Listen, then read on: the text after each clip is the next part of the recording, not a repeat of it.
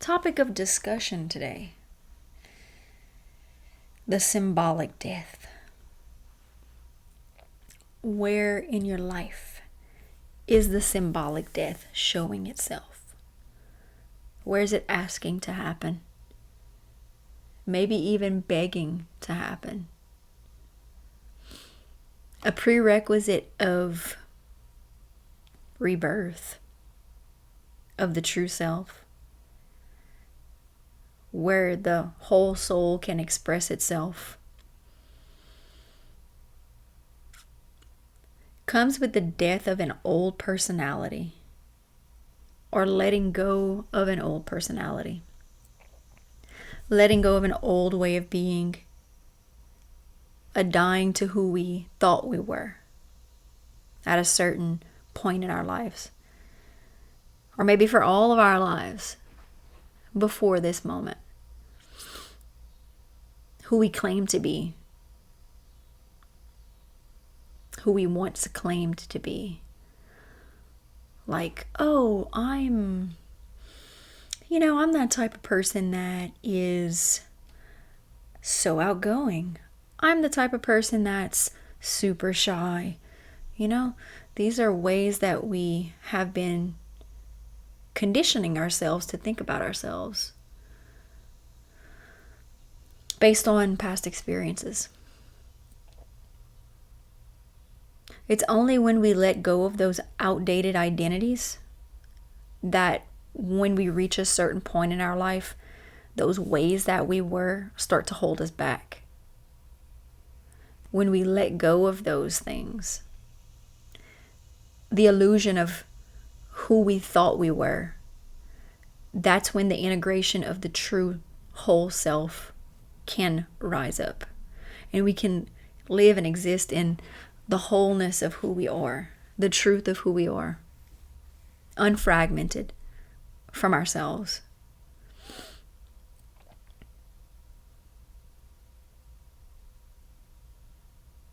No longer divided within ourselves.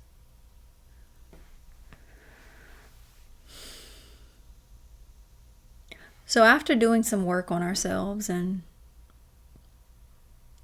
what some people call shadow work, it's like seeing those, really studying ourselves, looking at what triggers us,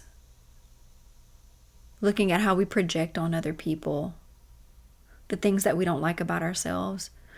Once we've worked on those things for a while and we're aware of, we come into a state of being aware of our patterns, aware of our projections.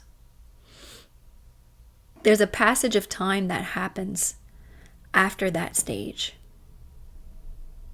where it's like, okay, now I know about these patterns that I have, and I can continue repeating them while knowing about them, or I can know about them and work on actually letting them go. What does that look like?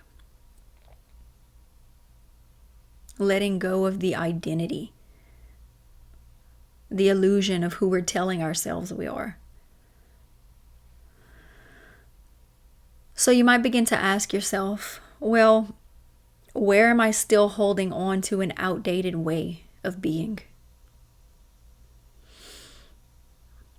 And am I ready to let go of this old way that I'm aware of is holding me back from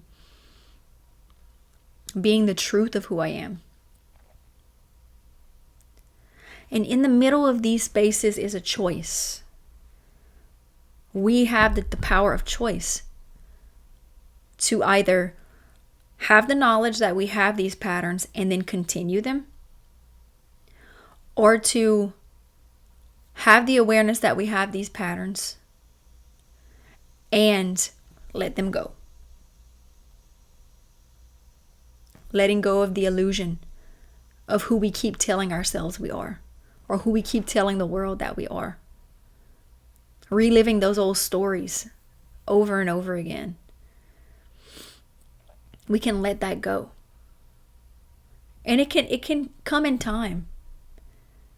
It does take time and patience for that to dissolve, for us to naturally feel ready to let go. The dying of the old self that we identified with before, the dying of that self is a necessary stage of the individuation process. The individuation process being the process of